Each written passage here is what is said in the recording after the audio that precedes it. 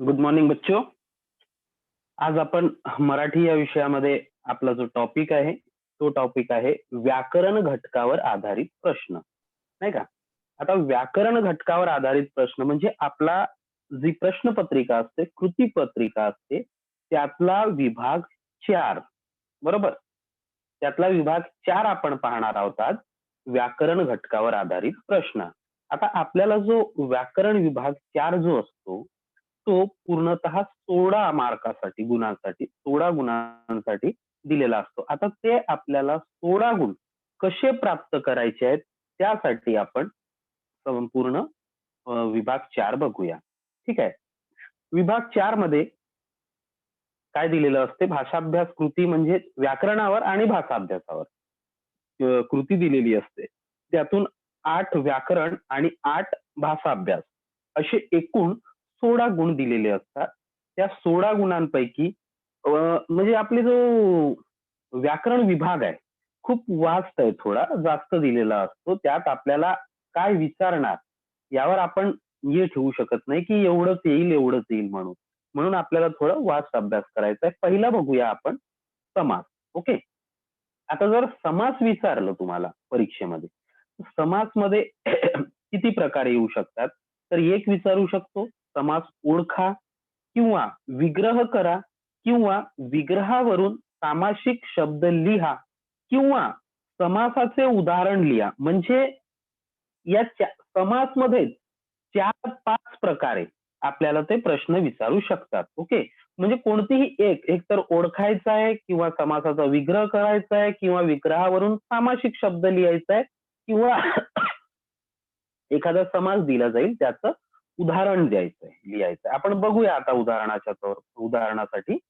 Okay. उदाहरण के तौर पर हम कुछ देखेंगे समास में कि क्या पूछ सकते हैं. ओके. तो देखिए ऐसा भी हो सकता है, विग्रह करने के लिए अगर दिया हमको तो पहले समास का नाम दिया जाएगा, फिर सामासिक शब्द कौन सा है वह भी दिया जाएगा और हमको क्या करना है तो उस सामासिक शब्द का सिर्फ विग्रह करना है. काय करायचंय आपल्याला? फक्त त्या सामासिक शब्दाचा विग्रह करायचा आहे. पहिला बघूया, इथं आपण दिलेलं आहे बघा. समासाचे नाव अव्ययी भाव समास. मग सामासिक शब्द पण दिलेला असेल तुम्हाला, आ जन्म, मग विग्रह करायचा आहे तुम्हाला.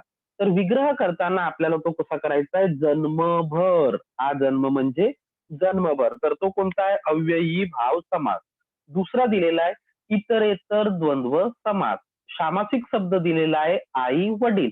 मग विग्रह करताना आपल्याला फक्त काय करायचं आहे बघा? आई आणि वडील. इतरेतर मध्ये आपण काय लावतो? आणि लावतो. तर त्याला आई आणि वडील असं लिहायचं. जर तुमच्याकडे पेन्सिल असेल आता तर हे उदाहरण तुम्ही लिहू शकता आपल्याकडे. इतरेतर मध्ये आपण आणि लावतो तर विग्रह करताना आई आणि वडील असं होईल. दुसरं वैकल्पिक द्वंद्व समास म्हणजे समासाचं नाव ऑलरेडी तुम्हाला दिलेलं आहे, त्याच्यानंतर आपल्याला सामासिक शब्द पण दिलेला आहे, खरे खोटे. ओके. आता फक्त आपल्याला विग्रह करायचा आहे, तर विग्रह करताना होईल खरे किंवा खोटे. कारण आपण वैकल्पिक द्वंद्व समास मध्ये किंवा हा प्रत्यय अव्ययी भाव लावतो. ओके. सॉरी, काय म्हणू त्याला आपण, आणि हे लावतो. अव्ययी भाव समास दिलेला आहे खाली. मग दिलेला आहे उदाहरणासाठी सामासिक शब्द दिलेला आहे यथाविधी. विग्रह करताना होतो विधी प्रमाणे. नंतर इतरेतर द्वंद्व समास हात पाय. विग्रह करताना आपण करू हात आणि पाय. आता बघा, मी पूर्ण घेणार नाही उदाहरण, थोडीच घेतो ही वरची. कारण बघा, हात आणि पाय म्हणजे विग्रह, यथाविधी, विधीप्रमाणे विग्रह करायचं असेल तर फक्त असं करू शकतो. आता याच्या खाली बी अजून तुम्हाला काही उदाहरणं देतोय. याच्यात संपूर्ण दिलेलं आहे बघा, कुठे समासाचं नाव नाहीये, कुठे सामासिक शब्द नाही आणि कुठे कुठे विग्रह केलेला नाहीये. म्हणजे हे अशा प्रकारे जर विचारलं तरीही सुद्धा तुम्हाला ते आलं पाहिजे. जे वर उदाहरणं पाहिली तीच उदाहरणं मी तुम्हाला खाली दिलेली आहेत. म्हणजे परीक्षेमध्ये कोणत्याही प्रकारे विचारू शकतो. एक तर समासाचे नाव लिहा किंवा सामासिक शब्द लिहा किंवा विग्रह करा. म्हणजे कोणत्याही प्रकारे तुम्हाला तो प्रश्न विचारू शकतो. आता बघा, याच्यात अव्ययी भाव समास, समासाचं नाव दिलेलं आहे, सामासिक शब्द पण दिलेला आहे, फक्त विग्रह केलेलं नाही. तर विग्रह करताना आपल्याला तो करायचा आहे आजन्म जर शब्द आहे तर त्या आजन्म या शब्दाचा जन्मभर असं आपल्याला विग्रह करायचा. बघा दुसऱ्या शब्दात बघा, इतरेतर द्वंद्व समास म्हणून समासाचं नाव दिलंय. सामासिक शब्द दिलेला नाही. काय केलं इथं? सामासिक शब्द दिलेला नाही आणि विग्रह केलेला आहे त्यांनी. आई आणि वडील म्हणजे आई आणि वडील हा विग्रह केलेला आहे. समासाचं नाव इतरेतर द्वंद्व समास दिलाय.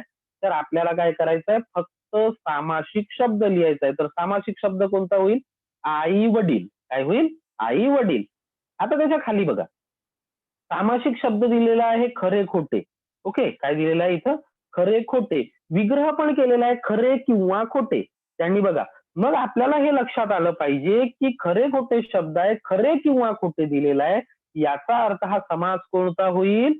तर हा समास होईल वैकल्पिक द्वंद्व समास. म्हणजे जिथे किंवा आला तिथे वैकल्पिक द्वंद्व समास होतो. हा दिलेला आहे. दुसरा बघा, आता सामासिक शब्द जिथून गाढ केलेला आहे त्याच्या खाली अव्ययी भाव समास, समासाचं नाव दिलेलं आहे. सामासिक शब्द दिलेला नाही आणि विग्रह करताना त्यांनी काय केलं? आणि विग्रह करताना त्यांनी दिलेला आहे प्रत्येक जागी. काय दिलेलं आहे? प्रत्येक जागी. तर याचा सामासिक शब्द होईल जागोजागी. काय होईल सामासिक शब्द? जागोजागी. ठीक आहे. ही अशा प्रकारे तुम्हाला परीक्षेमध्ये उदाहरणं येऊ शकतात आणि ते आपल्याला आता पुढची उदाहरणं बघणार नाही कारण आपलं याच्यातच वेळ निघून जाईल. त्याच्यामुळे आता बघा, आपण हा बघितलं, काय बघितलं? याच्या आधी आपण समास बघितलं है ना. समासावर आपल्याला दोन मार्कासाठी विचारलं, 2 गुणासाठी विचारला जातो. याच्यानंतर प्रश्न 4थ्या मध्ये विभाग 4 मध्ये आपल्याला अलंकार विचारले जाऊ शकतात. आता अलंकार कसे विचारले जाऊ शकतात बघा.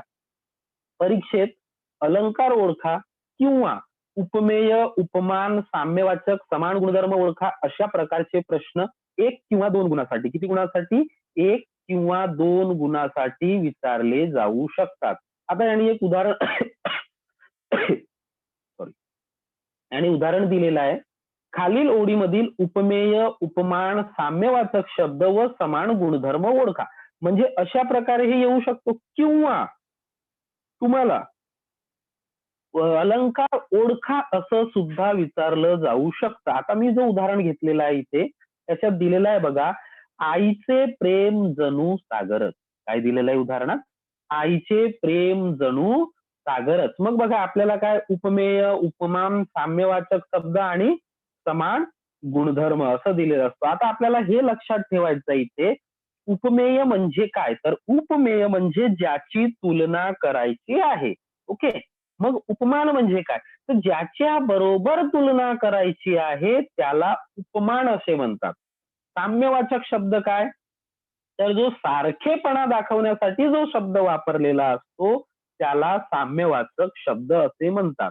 मग दिलेला आहे बघा समान गुणधर्म. तर 2 वस्तूमधील समान गुणधर्म म्हणजे ज्या दोन्ही मधील जो कंपॅरिझन करताना म्हणजे दोन्हीमध्ये एक क्वालिटी आहे कोणती तरी, ती एखादी जर क्वालिटी दिलेली असेल दोघांची तर त्याला म्हणतो आपण साम्यवाचक शब्द. बरोबर.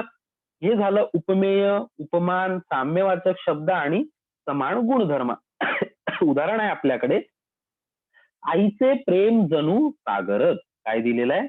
आईचे प्रेम जणू सागरच. आता इथं आपल्याला उपमेय लिहायचं आहे. उपमेय मध्ये आपण आई लिहू कारण आपण बघितलं उपमेय म्हणजे काय? ज्याची तुलना केलेली असते. बघा इथे आईची तुलना केलेली आहे म्हणून उपमेय मध्ये आई हा शब्द येणार. मग दिलेला आहे उपमान. उपमान दिलेला आहे. उपमान मध्ये ज्याची तुलना ज्याच्या बरोबर तुलना करायची आहे. मग इथे उपमेय मध्ये लिहिलं आई, मग उपमान मध्ये काय येईल? कोणाशी तुलना करतोय? तर सागर. कशाशी? सागराशी तुलना करतोय म्हणून उपमान मध्ये सागर हा शब्द येईल. मग झालं खाली साम्यवाचक शब्द. काय लिहायचं आहे? साम्यवाचक शब्द. तर साम्यवाचक शब्द कोणता आहे? जणू. काय दिलेला आहे? जणू. अजून तुम्हाला सांगतो बाळांनो, जिथे जणू हा शब्द येतो तिथे उत्प्रेक्षा अलंकार होतो. ओके. आता आपण उपमामध्ये काय येतात? सम, समान, सारखे, वाणी, जैसे, तैसे, प्रमाण, सदृश, परी हे शब्द जर आले उदाहरणामध्ये तर उपमा अलंकार होतो. त्यापेक्षा त्याच्या व्यतिरिक्त जणू, काय, जेवी, गमे, भासे, वाटे, की, जसे, तसे हे जर शब्द आले तर उत्प्रेक्षा अलंकार होतो. म्हणजे हा अलंकार कोणता आहे? उत्प्रेक्षा अलंकार आहे. कोणता अलंकार? उत्प्रेक्षा अलंकार आहे. कारण इथे जणू शब्द आलेला आहे. म्हणजे बघितलं आपण उपमेयमध्ये आई, उपमानमध्ये सागर, साम्यवाचक शब्द कोणता? जणू. मग या समान गुणधर्म म्हणजे दोन्हीमध्ये एक क्वालिटी आहे, तर दोन्ही काय करतात? प्रेम. आई पण प्रेम करते आणि सागर सुद्धा सर्वांवर प्रेम करतो. म्हणून काय दिलेलं आहे इथं? समान गुणधर्म काय होईल? प्रेम होईल. म्हणजे झालं उपमेय, उपमान, साम्यवाचक, समान. म्हणजे हा जो उदाहरण आहे तुम्हाला असंच देऊ शकतो किंवा याच्या व्यतिरिक्त तुम्हाला फक्त उपमेय विचारू शकतो किंवा फक्त उपमान विचारू शकतो किंवा मग उपमेय उपमान विचारू शकतो किंवा साम्यवाचक शब्द विचारू शकतो किंवा समान गुणधर्म. म्हणजे आपल्याला हे लिहिता आलं पाहिजे की आपण हे करायचं कसं आहे. म्हणजे उपमेय लिहायचं आहे, उपमान, साम्यवाचक, समान गुणधर्म किंवा तुम्हाला हा अलंकार कोणता आहे हे सुद्धा विचारू शकतात. तर जिथे जणू हा शब्द येतो तिथे उत्प्रेक्षा अलंकार होतो. ठीक आहे. अजून एखादं उदाहरण घेऊ. तिचे डोळे कमळाच्या पानासारखे सुंदर आहेत. बघा, छान उदाहरण दिलेलं आहे. तिचे डोळे कमळाच्या पानासारखे सुंदर आहेत. आता याच्यात सारखे हा शब्द आलाय म्हणजे हा जो अलंकार आहे तो उपमा अलंकार आहे. कोणता अलंकार आहे हा? उपमा अलंकार आहे. मग याच्यात पण आपल्याला उपमेय, उपमान, साम्यवाचक शब्द आणि समान गुणधर्म हे चारही गोष्टी लिहायच्या आहेत. मग उपमेयमध्ये आपण काय पाहिलं? ज्याची तुलना करायची आहे तो शब्द उपमेय. तर कशाची तुलना केलेली आहे? तिचे डोळे. कुणाची? तिच्या डोळ्यांची. म्हणून इथं काय येईल? तिचे डोळे आपण लिहू शकतो उपमेयमध्ये. मग उपमानमध्ये काय लिहायचं आहे? ज्याच्याशी तुलना केलेली आहे, ज्याच्या बरोबर तुलना करायची आहे तो शब्द म्हणजे उपमान. तर तिच्या डोळ्यांची तुलना कशाची केली आहे? कमळाच्या पानाशी. कशाशी? कमळाच्या पानाशी. म्हणून उपमानमध्ये आपण काय लिहायचं आहे? कमळाचे पान. काय लिहिलंय? कमळाचे पान. मग काय आलं? साम्यवाचक शब्द लिहायचा आहे. साम्यवाचक शब्द. तर साम्यवाचक शब्द काय आहे इथं? ज्यांनी दोघांबद्दल सांगितलेला आहे तो सारखे. काय सांगितलेलं आहे? म्हणजे सारखेपणा दाखवण्यासाठी सारखे हा शब्द आहे. म्हणून हे साम्यवाचक शब्दामध्ये आपण सारखे लिहायचं आहे. मग समान गुणधर्म म्हणजे दोन्हीमध्ये समान गुणधर्म काय आहे याच्यात? तर दोन्ही बघा, कमळाचे पान सुंदर असते आणि तिचे डोळे सुंदर आहेत. म्हणून दोन्ही काय आहेत? सुंदर आहेत. तर तो समान गुणधर्म झाला या दोघांचा. तर तो कुठे? तो समान गुणधर्म मध्ये येतो. मतलब आपको ये समझ में आना चाहिए बेटा कि उपमेय कैसे लिखना है, उपमान कैसे लिखना है, साम्यवाचक शब्द क्या होता है, समान गुणधर्म क्या होता है. हमने देख लिया अभी उपमेय में हमने क्या लिख दिए? तिचे डोळे. क्यों? कि उसकी आंखों की तुलना किसी चीज से की गई है और जिसकी तुलना की जाती है उसको हम उपमेय में लिखते हैं. अब उपमान क्या होता है? तो जिसके साथ में उसकी तुलना की है वह उपमान होता है. तो वो क्या है? कमळाचे पान. ओके, कमळाचे पान उपमान मध्ये. मग साम्यवाचक शब्द. जो साम्यवाचक शब्द क्या होता है? तो दोनों को मतलब सेम है ऐसा जिस शब्द ने बताया है. ओके, कमल के कमळाचं पान और उसकी आंखें जो है वह दोनों सेम है. यह किसके द्वारा बताया गया है? तो सारखे इस शब्द से बताया गया है. फिर बेटा समान गुणधर्म मतलब दोनों के अंदर कोई एक क्वालिटी है जो दोनों की है. तो दोनों की क्वालिटी क्या है? तो दोनों सुंदर है. उसकी आंखें भी सुंदर है और कमल का पान भी सुंदर है. इसीलिए समान गुणधर्म में वह सुंदर यह शब्द आएगा. ठीक है. अब ये बाकी के उदाहरण नहीं लेते. ठीक है. अब देखिए सरळ रूप, सामान्य रूप आणि प्रत्यय असं दिलेलं असतं. याच्यावर एकूण 2 गुण असतात. 2 गुणांची एक किंवा एक गुणांची 2 कृती विचारली जाईल. म्हणजे तुम्हाला प्रश्न विचारताना एक गुणाच्या 2 कृती विचारल्या जाऊ शकतात. ओके. आता बघूया आपण सरळ रूप, सामान्य रूप आणि प्रत्यय कसं असतो म्हणून. ठीक आहे. शब्द दिलेला आहे आपला शाळेत, सरळ रूप दिलेला नाही. ओके. तर शाळेत या शब्दाचं सरळ रूप काय आहे? शाळा. काय आहे सरळ रूप? शाळा. मग सामान्य रूप काय दिलेलं आहे? शाळे. आणि प्रत्यय काय लावलेला आहे, त लावलेला आहे. ओके, तर म्हणजे आपल्याला सरळ रूप पण विचारू शकतं किंवा सामान्य रूप किंवा प्रत्यय. आता ही खाली आपण 3 उदाहरण बघूया. एकामध्ये सरळ रूप दिलेलं नाहीये, दुसऱ्यामध्ये सामान्य रूप दिलेलं आहे, तिसऱ्यामध्ये प्रत्यय दिलेला नाहीये. म्हणजे तुम्हाला कोणत्याही प्रकारे विचारला जाऊ शकतो. तर शाळेत या शब्दाचा सरळ रूप होतो शाळा. काय होतो याचं सरळ रूप? शाळा. हा, मग आपल्याला लिहायचं आहे, सामान्य रूप दिलेलं आहे शाळे, मग प्रत्यय काय दिलेला आहे, त दिलेला आहे. ठीक आहे. दुसरा शब्द आहे दुनियेचा, तर याचा सरळ रूप दिलेला आहे दुनिया. मग आपल्याला सामान्य रूप दिलेला नाही, तर सामान्य रूप होतो दुनिये. काय होतो? दुनिये. मग याचा प्रत्यय आहे चा लागलेला, त्याला प्रत्यय काय लागलेला आहे, चा हा प्रत्यय लागलेला आहे. मग तिसरं उदाहरण बघूया आपण, विद्यालयात. काय दिलेलं आहे?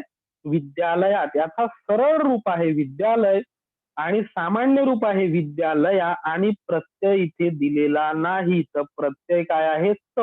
ही जी 3 उदाहरणं बघितली तर आपल्याला सरळ रूप जनरली बघा, सरळ रूप म्हणजे एक साधा शब्द असतो, त्यालाच हे केलेलं असतं. ओके, म्हणजे आणि सामान्य रूप काय असतं, तर त्याला आपण कोणताही प्रत्यय लावून वाक्य बनवू शकते का, हे बघायचं आहे. जर समजा आपण सामान्य रूप करताना त्या सरळ रूपाला काहीतरी मात्रा लावली, वेलांटी लावली, त्यानंतर त्याला कोणते प्रत्यय 2-3 किंवा 1-2 प्रत्यय लावता येतात का? जर प्रत्यय लावता येतात तर त्याला सामान्य रूप करायचं. ओके. आता बघा इथं त्याच्या खाली अजून एक उदाहरण दिलेलं आहे. स्वभावाचा. काय दिलेला आहे? स्वभावाचा हा एक साधा शब्द दिलेला आहे. त्याचा सरळ रूप म्हणजे तो शब्दापासून स्वभावाचा, तर म्हणजे पहिला मूळ शब्द कोणता आहे? सरळ रूप म्हणजेच आपण म्हणूया तो मूळ शब्द. तर मूळ शब्द काय आहे? स्वभाव. हा मूळ शब्द आहे. मग त्याला आपण सामान्य रूप करताना काहीतरी मात्रा, वेलांटी लावायची.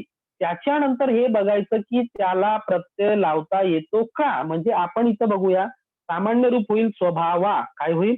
म्हणजे पहा, स्वभावाचा, स्वभावाने, स्वभावाला असे जर प्रत्यय लावता येतात तर तो सरळ रूप, सॉरी सामान्य रूप होतो. हे लक्षात ठेवायचं. त्याच्यानंतर आपण त्याला सामान्य रूप करू शकतो. तर इथे सामान्य रूप काय होईल स्वभावाचा? स्वभावा होईल. स्वभाव या शब्दाचा सामान्य रूप स्वभावा होईल. आणि आपण त्याला प्रत्यय लावलेला आहे चा. कोणता प्रत्यय लावलेला आहे? चा. खाली दिलेला आहे चेहऱ्याकडे. आता बघा, चेहऱ्याकडे. आता इथे सरळ रूप दिलेला नाही, म्हणजे मूळ शब्द दिलेला नाही. तो मूळ शब्द काय होईल? चेहरा. काय होईल मूळ शब्द? चेहरा. हा मूळ शब्द होईल. मग त्याला चेहऱ्याने, चेहऱ्याकडे, चेहऱ्याला, म्हणून इथं सामान्य रूप चेहऱ्या झाला. कारण चेहऱ्या या शब्दाला आपण प्रत्यय लावू शकतो. त्याला कडेच नाही तर ने, ला असे जे प्रत्यय लावता येतात त्याला सामान्य रूप.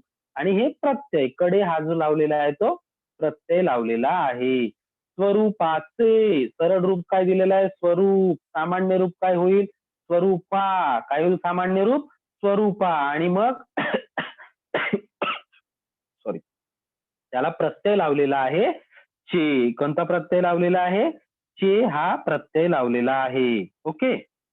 आता आपण जरा उदाहरणं जाऊ देऊया आणि खाली बघूया.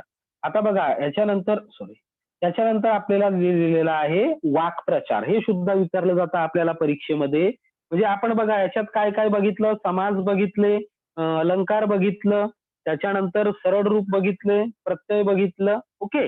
आता आपण खाली आलोय वाक्प्रचारावर. हे सुद्धा 2 गुणांसाठी विचारलं जातं परीक्षेमध्ये आणि आपल्याला त्या 2 पैकी 2 गुण मिळाले पाहिजेत.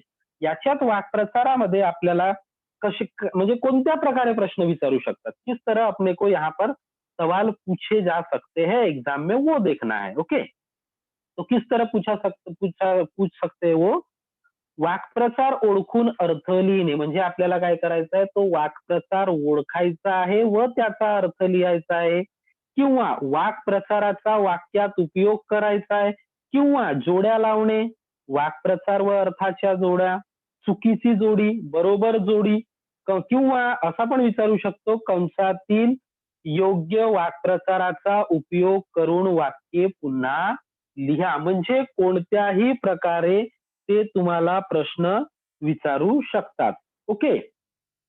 आता इथं दिलेलं आहे एक उदाहरण, वाक्प्रचारापुढे योग्य अर्थ, फक्त इथे अर्थ लिहायचा आहे. त्यांनी जो प्रश्न केलेला आहे त्यानुसारच आपल्याला तो करायचा आहे.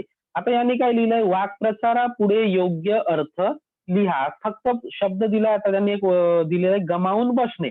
आता याचा काय करायचंय, तर फक्त आणि फक्त आपल्याला अर्थ लिहायचा आहे. तर गमावून बसणे म्हणजे हरवून बसणे, असं जरी लिहिलात तरी तुम्हाला चालेल.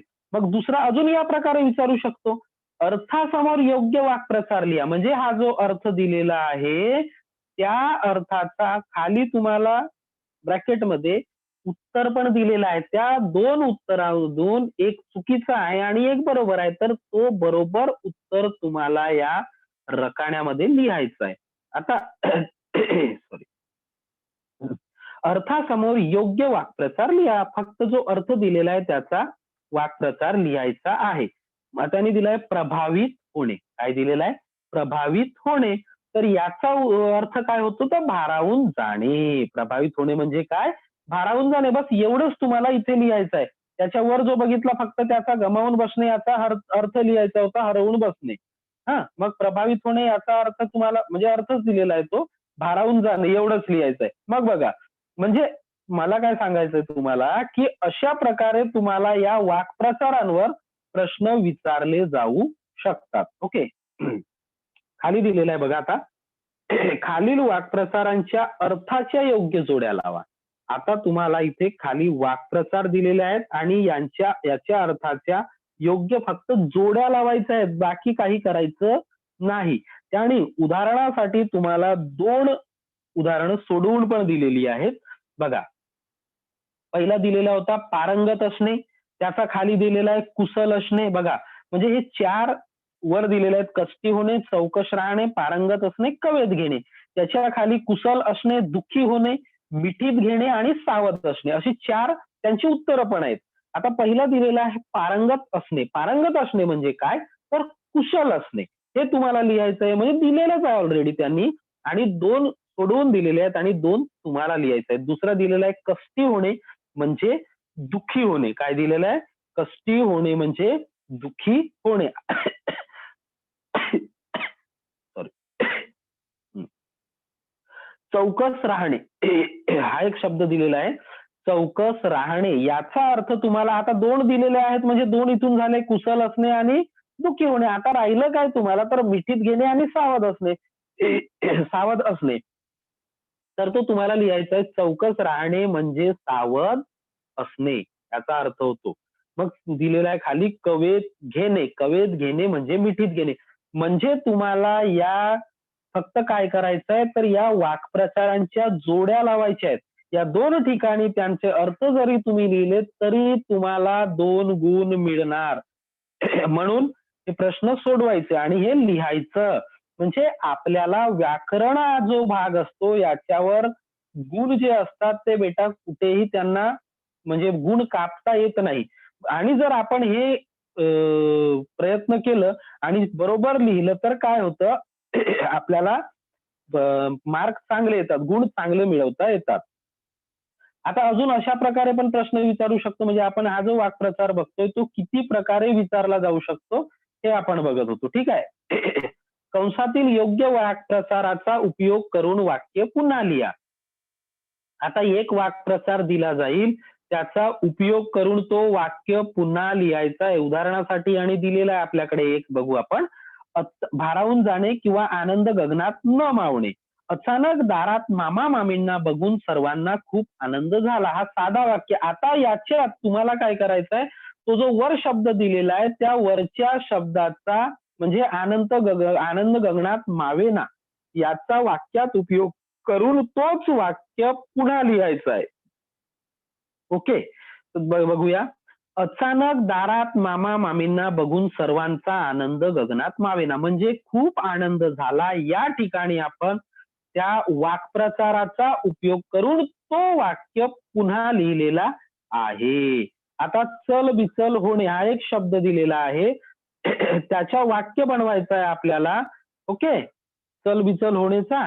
आणि मग लिहिलंय त्याचा आपण अजून दुसरा पण वाक्य करायचं आहे. त्याचा अर्थ न लिहिता, याच्यात अर्थ लिहायचा नाही, तर फक्त फक्त आपल्याला काय करायचं आहे तोच तोच वाक्य पुन्हा लिहायचा आहे. ओके.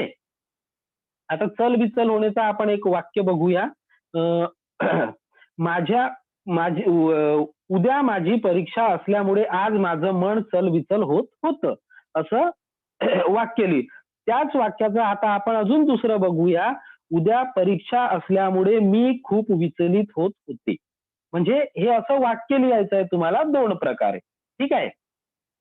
आता खाली अजून बघूया आपण.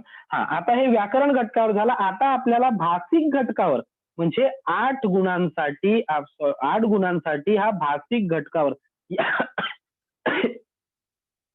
या भाषिक घटक जो आहे आपला, याच्यामध्ये उपघटक खूप आहेत. म्हणजे याच्यात त्यांना उपघटक खूप असल्यामुळे आपल्याला हे जरा जास्त अभ्यास करावा लागतो. पहिला दिलेला आहे आपल्याकडे शब्द संपत्ती. काय दिलेलं आहे? शब्द संपत्ती. आता या शब्द संपत्तीवर आपल्याला 4 गुणांसाठी प्रश्न विचारले जाऊ शकतात. आता भरपूर आहे याच्यामध्ये, बघू आपण. सामान्य व्याकरण विचारलं जाऊ शकते, लिंग विचारलं जाऊ शकतं, वचन विचारलं जाऊ शकतं, विभक्ती आहे, मग काळ आहे, समानार्थी, विरुद्धार्थी शब्द आहेत, गटात न बसणारा शब्द, एका शब्दाचे भिन्न अर्थ, जोड शब्द, शब्दसमूहाबद्दल एक शब्द इत्यादी. म्हणजे बघा, याच्यात आणि पण खूप सोपं आहे, हे जास्त कठीण नाही आहे. जरी तुम्हाला याच्यात व्हेरिएशन दिसत असलं तरी लिहिताना हे खूप सोपं जातं, म्हणजे जास्त काही करायची गरज नसते इथं. ओके. उदाहरणासाठी आता आपण बघूया. समजा असं विचारलं, खालील कृती सोडवा. पुढील वाक्यातील प्रत्येक शब्दाची जात ओळखा. बघा, हे जे सामान्य व्याकरण दिलेलं आहे याच्यातलं असं विचारलं जाऊ शकतं की पुढील वाक्यातील प्रत्येक शब्दाची जात ओळखा. 2 जाती दिलेल्या आहेत. ओके. काय केलेलं आहे इथं? 2 उदाहरणासाठी 2 दिलेलं आहे. म्हणजे मी सुंदर मोर पाहिला. हे दिलेलं आहे. आता मी काय झालं? नाम झालं. त्यांनी लिहिलेलं आहे. सुंदर काय झालं? विशेषण झालं. मग मोर काय झालं? तर मोर सुद्धा नाम झालं. तर तुम्हाला काय करायचं आहे त्या शब्दाच्या जातीमध्ये? नाम असं लिहायचं आहे. ओके. मग पाहिला, पाहिला काय आहे? क्रियापद आहे. तर ते तुम्हाला फक्त तेवढंच लिहायचं आहे. मोरच्या पुढे नाम आणि पाहिल्याच्या पुढे क्रियापद असं लिहायचं आहे. आता पुढचा प्रश्न अजून काय विचारू शकतो तुम्हाला? तर सॉरी हं. खाली सॉरी. खालील वाक्यातील अधोरेखित शब्दाची जात ओळखा. आता अजून असं विचारलं जाऊ शकतं की खालील वाक्यातील अधोरेखित शब्दाची जात ओळखा. पहिल्या उदाहरणासाठी त्यांनी दिलेला आहे, हा गुणी मुलगा आहे. हा काय आहे? सर्वनाम. उदाहरण दिलेलं आहे त्यांनी. मग बघा, हे दिलेलं आहे, ती मनमोहक मूर्ती मी पाहताच राहिले. मनमोहक या शब्दाला त्यांनी अधोरेखित केलेलं आहे. आता आपण बघूया की मनमोहक काय आहे? तर मनमोहक हे विशेषण आहे. तर आपल्याला काय करायचंय? मनमोहक लिहायचं आणि त्याच्या पुढे काय करायचं? विशेषण. म्हणजे हा जो उदाहरणासाठी आपल्याला दिलेला आहे बघा, हा त्यानंतर सर्वनाम. तर तसंच काय करायचंय? मनमोहक विशेषण. ओके. मग आहे, रमाला लिहिता वाचता येते. हा उदाहरण आणि येते या शब्दाला अधोरेखित केलेला आहे त्यांनी. तर येते हा शब्द लिहायचा तिथे आणि त्याच्या पुढे लिहायचं. येते काय आहे? क्रियापद आहे. काय आहे ते? क्रियापद आहे. म्हणून येतेच्या पुढे क्रियापद करायचं. वारंवार सांगूनही शिस्त मोडली हा शब्द दिलेला आहे. वारंवार या शब्दाला त्यांनी अधोरेखित केलेला आहे. तर त्याच्या पुढे आपल्याला काय लिहायचं इथे? वारंवार. आणि मग काय करायचं? वारंवार काय आहे? मग सांगूनही क्रियापद आणि वारंवार म्हणजे क्रियापदाबद्दल विशेष माहिती सांगतो, तो काय होईल? क्रियाविशेषण होईल. म्हणून वारंवारच्या पुढे क्रियाविशेषण हे असं लिहायचं आहे. म्हणजे अशा प्रकारे तुम्हाला मग पुढे बघूया आता आपण. अजून वाक्य दिलं जाईल. सॉरी. आणि तुम्हाला त्यातून काळ ओळखा असं सुद्धा विचारलं जाऊ शकतं परीक्षेमध्ये. तर मी सकाळी शाळेत, आता तुम्हाला काळ ओळखताना जनरली काय होतं, वर्तमान काळ, भविष्यकाळ, भूतकाळ. आता कधी कधी काय होतं, साधं वर्तमान काळ, चालू वर्तमान काळ वगैरे पण विचारू शकतं, म्हणून हे तुम्हाला जरा लक्षात ठेवायला पाहिजे. मी सकाळी शाळेत गेलो होतो. हा वाक्य दिलेला आहे आणि त्याने सोडवून दिलेला आहे बघा भूतकाळ. काय झालेलं आहे तिथं? भूतकाळ म्हणून झालेलं आहे, कारण सॉरी शाळेत गेलो होतो. आता दुसरं वाक्य दिलेलं आहे त्यांनी, दादा आजारी आहे.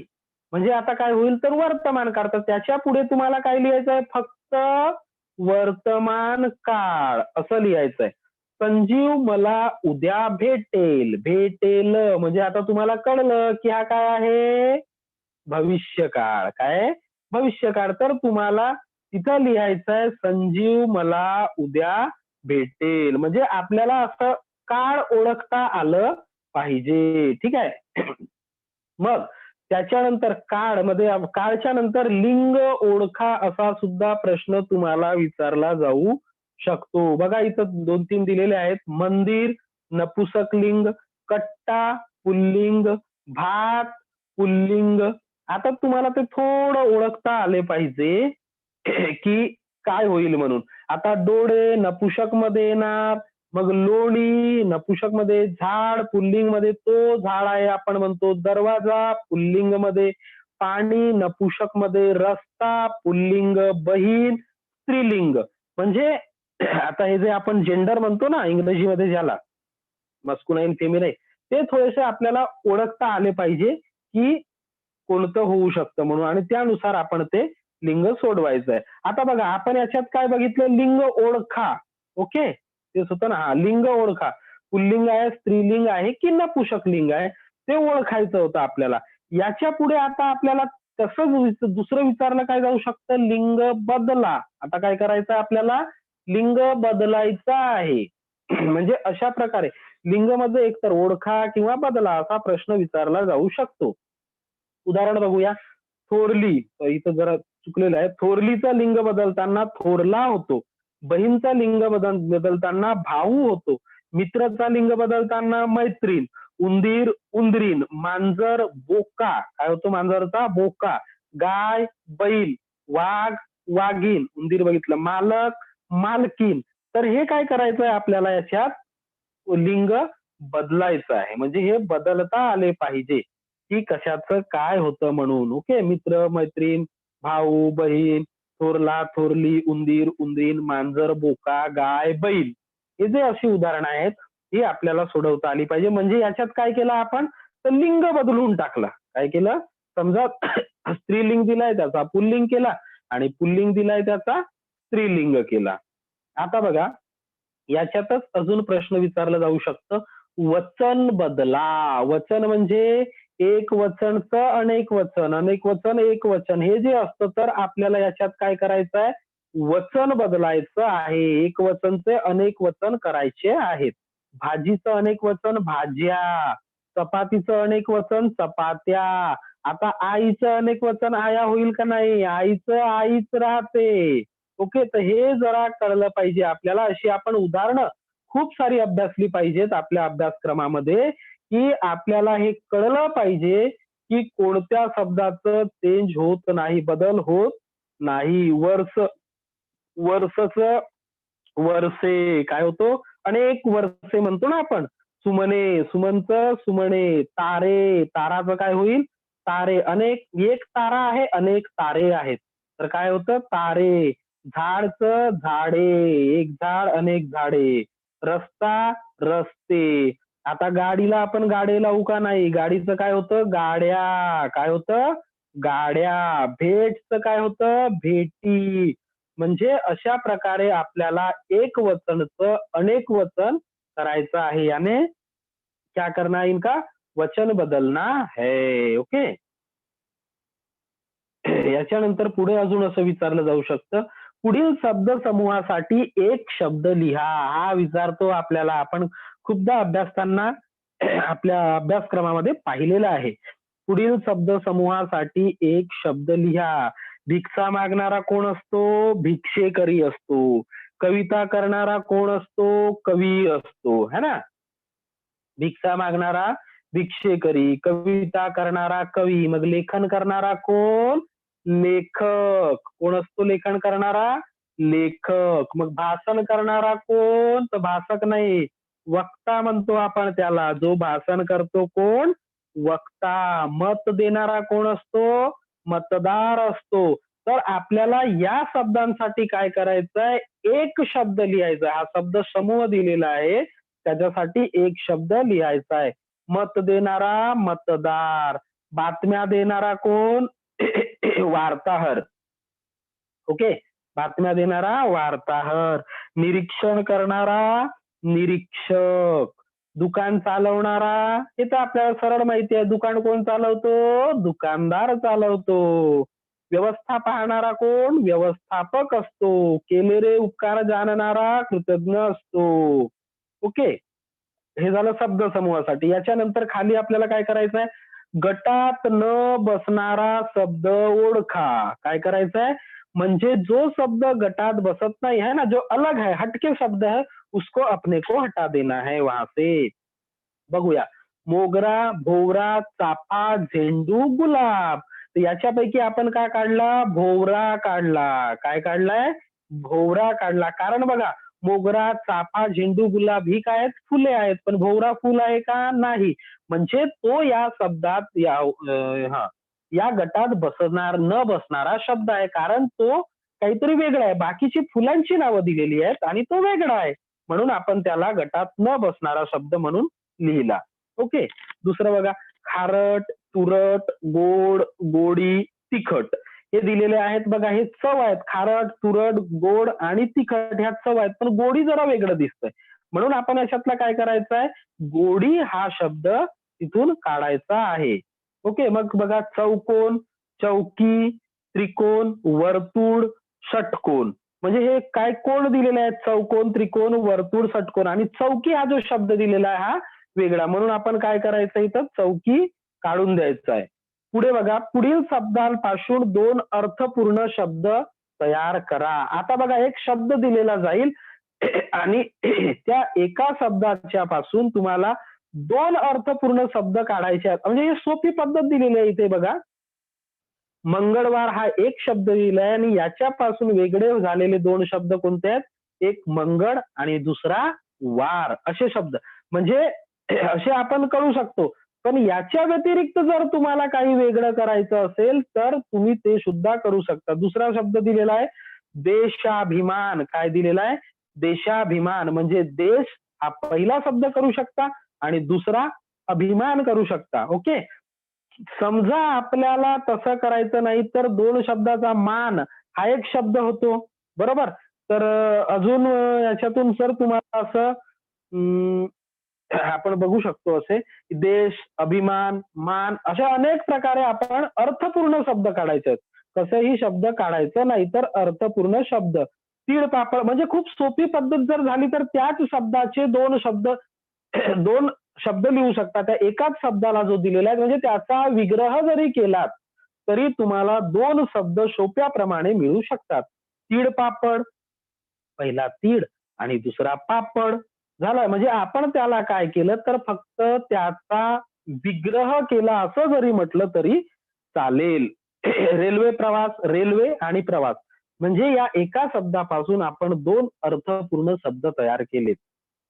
खाली दिलेला आहे आता, खालील शब्दांचे समानार्थी शब्द लिहा. आता काय करायचंय? म्हणजे समानार्थी, विरुद्धार्थी म्हणजे हा जो आपण विभाग भाषिक घटकावर जो पाहतोय याच्यामध्ये आपल्याला जे उपघटक आहेत ते भरपूर आहेत. ओके. म्हणजे कोणत्याही प्रकारे आपल्याला ते प्रश्न विचारू शकतात. किती गुणांसाठी? 8 गुणांसाठी. हे लक्षात ठेवायचं. खालील शब्दांचे समानार्थी शब्द लिहा. आता त्यांनी दिलेलं आहे आईचा माता, धरणीचं जमीन. ओके. मग सूर्याचं काय होईल? भास्कर. रस्ता, मार्ग. झाड, वृक्ष. आकाश, नभ. घर, सदन. श्रम, कष्ट. खेळ, क्रीडा. नदी, सरिता. शरीर, देह. जीभ, वाचा. म्हणजे काय करायचं आपल्याला? यांचे समानार्थी शब्द लिहायचं आहे. समानार्थी शब्द लिहायचे आहेत. ओके. अजून याच्यात बघा जरा टॉपिक जास्त आहे. अधोरेखित शब्दातील योग्य समानार्थी शब्द वापरून, म्हणजे या समानार्थीमध्येच आपल्याला समानार्थीमध्येच आपल्याला अजून वेगळ्या प्रकारे सुद्धा प्रश्न विचारले जाऊ शकते. बघा, आत जाण्याचे सर्व रस्ते बंद होते, तर त्यांनी काय केलंय, उदाहरण, आत जाण्याचे सर्व मार्ग, रस्तेचा काय केलाय, मार्ग, हा एक शब्द दिलाय म्हणजे त्याचा समानार्थी शब्द. आता बघा, रस्ते या शब्दाला त्यांनी अधोरेखित केलंय आणि अधोरेखित शब्दाला फक्त आपल्याला बदलायचंय, बाकी जसंचा तसं लिहायचं आहे. शाळेतील बाग मनमोहक आहे. आता इथं बाग या शब्दाला अधोरेखित केलेलं आहे समजायचं आणि काय लिहायचंय, शाळेतील बगीचा मनमोहक आहे. महाराष्ट्रात गोदावरी ही एक सरिता आहे असं दिलेलं आहे. सरिता हा शब्द अधोरेखित आहे, तर काय करायचं आहे, महाराष्ट्रात गोदावरी ही एक नदी आहे. म्हणजे आपल्याला काय करायचं आहे, तर त्याचा समानार्थी शब्द लिहून त्या शब्दाचा तोच वाक्य पुन्हा लिहायचा आहे. म्हणजे वर जे बघितलं आपण, तर अशा प्रकारे पण विचारू शकतात हा प्रश्न, किंवा अशा प्रकारे पण आपल्याला तो प्रश्न विचारू शकतात. ओके. आता बघा, विरुद्धार्थी शब्दासाठी अजून दिलेला आहे, पुढील वाक्यातील अधोरेखित शब्दासाठी योग्य विरुद्धार्थी शब्द लिहा. म्हणजे विरुद्धार्थी, आज असं न देता त्यांनी काय केलं, पूर्ण वाक्य दिलं आणि त्याच्यानंतर तोच वाक्य त्या अधोरेखित शब्दाचा विरुद्धार्थी शब्द वापरून तोच वाक्य आपल्याला पुन्हा लिहायचं आहे. आज राहुल शाळेला जाणार आहे. फक्त आज हा शब्द तुम्हाला बदलायचा आहे आणि आज या शब्दाचा विरुद्धार्थी शब्द वापरून तोच वाक्य पुन्हा लिहायचं आहे. तर कसं केलंय, उद्या राहुल शाळेला जाणार आहे, कारण आज या शब्दाचा विरुद्धार्थी काय आहे, उद्या आहे. म्हणून इथं काय केलंय, आजचा उद्या केला. हे गणित एकदम सोपे आहे. आता सोपे या शब्दाचा विरुद्धार्थी तुम्हाला लिहायचं, सोपेचं काय होईल, कठीण. हे गणित एकदम कठीण आहे.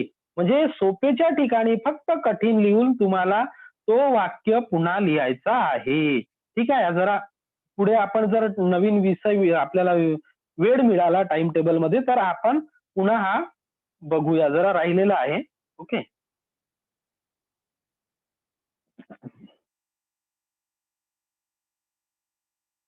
सर. हॅलो. हॅलो. हा सर. हा सर, झालं. हो हो झालं, जरा मुलांना